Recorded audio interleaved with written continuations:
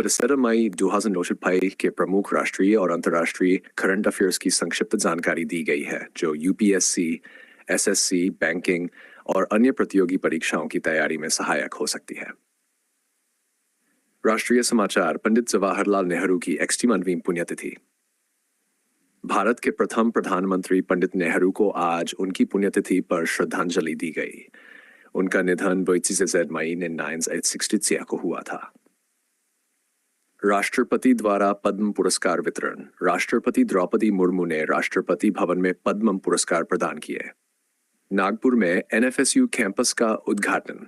गृह मंत्री अमित शाह ने नागपुर में नेशनल फॉरेंसिक साइंसेज यूनिवर्सिटी के अस्थायी कैंपस का उद्घाटन किया और स्थायी कैंपस की आधारशिला रखी। यह महाराष्ट्र में एनएफएसयू का दूसरा कैंपस होगा।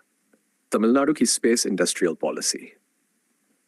तमिलनाडु ने कर्नाटक और गुजरात के बाद तीसरा राज्य बनकर स्पेस इंडस्ट्रियल पॉलिसी को मंजूरी दी, जिससे राज्य में अंतरिक्ष क्षेत्र में निवेश को बढ़ावा मिलेगा।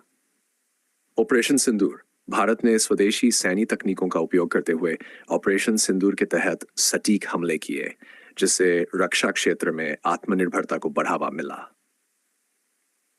राज्यों की कर हिस्सेदारी की मांग।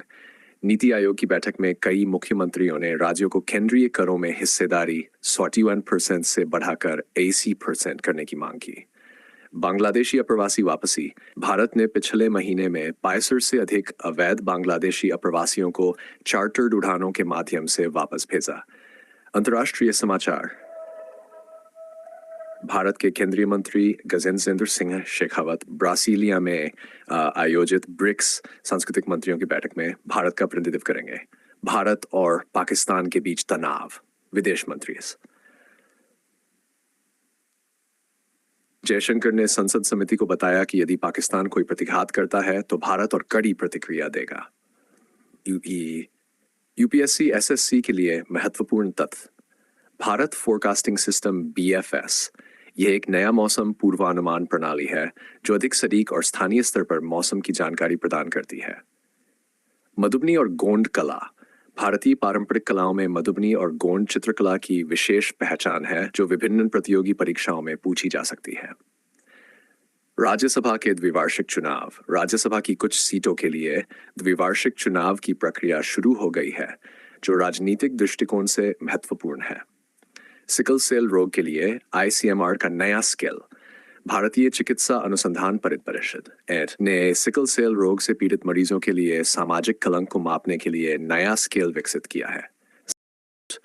आज के करंट अफेयर्स एपिसोड में हमारे साथ जुड़ने के लिए आपका धन्यवाद। अगर आपको ये जानकारी उपयोगी लगी हो तो कृपया लाइक करें, शेयर करें और हमारे चैनल को सब्सक्राइब करना न भूलें। अगले एपिसोड में फिर मिलेंगे। तब तक के लिए नमस्कार और सतर्क रहें।